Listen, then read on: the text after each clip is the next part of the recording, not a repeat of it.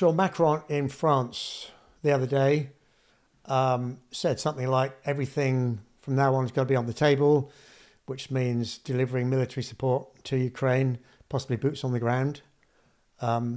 Is he scared? Is he just setting the hair running? What's happening?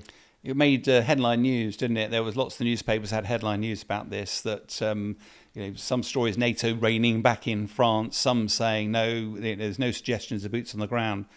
I think what's fascinating here, though, is that this was following a group of Western leaders that were discussing support for Ukraine, and the harsh reality is that Ukraine needs weapons. The EU has agreed a slug of money, but historically they don't actually have many weapons left to provide Ukraine. America, another big slug of money, similar scale, but about half of that was expected to be military support. At the moment, there's no prospects of that American support actually coming through. Ukraine needs weapons today. The fall of Avdiivka, which we covered last week, Russia has continued to move forward. Even though it's in the middle of winter, even though it's really difficult to do that, they're capitalizing on the fact that Ukraine doesn't have weapons. And effectively, what President Macron was saying was, if we do nothing, Russia will prevail.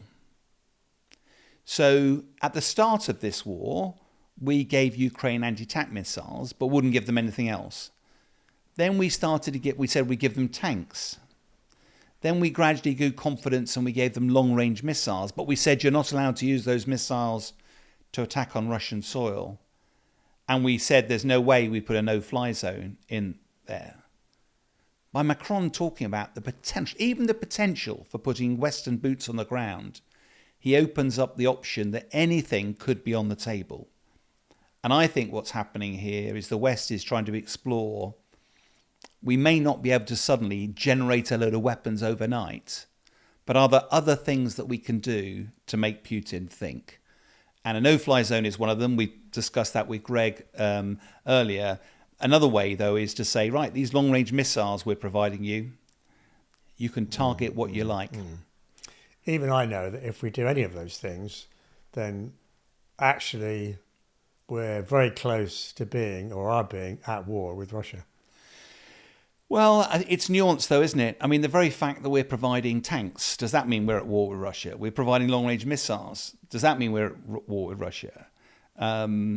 We provide a lot of weapons to countries around the world. So for a long time, we were providing weapons to Saudi Arabia. They were at war with the Houthis in the Yemen. Does that mean that we were at war with the Houthis? No, it doesn't. Well, I mean, if you give them a gun and you put a Ukraine guy behind the gun, and he pulls the trigger, that's Ukraine. Yes. If you give him a gun and you put a French guy behind the gun, then...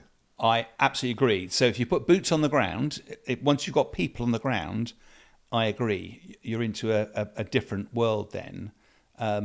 But in a way, even that's nuanced, because if Russia attacks Ukraine and there are French people there helping to defend Ukraine, is that Russia picking a fight with France, or is that France simply standing with Ukraine to help them defend themselves? And I think things like giving Ukraine long-range missiles but saying you can use them how you want to use them, yes, it's a slight escalation, but it's not going to war with Russia.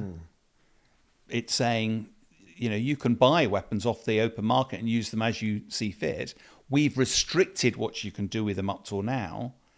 But actually, if I'm a Russian commander and I know that Ukraine struggles to target anything inside Russia, I'm going to mass my army, I'm going to mass my logistics just across the border and then flow that through at a time and place of my choosing. If I know that you've got a missile that can come a couple hundred miles into Russia, that's going to make me think a bit. It's going to change the dynamics of how you run the war. And it's just fascinating to see how these things are all designed. Putin is always going to threaten. He threatened nuclear war, didn't he? He threatened if the West got involved. But we didn't go into nuclear war. This is a bully trying to keep the odds on his side. And I think all Macron was doing was just going, hang on a minute. If we're serious about this, if we want to stop Putin and we can't find the wherewithal to give the weapons that Ukraine needs, is there anything else we can do? And it's caused a storm, but probably a very welcome one.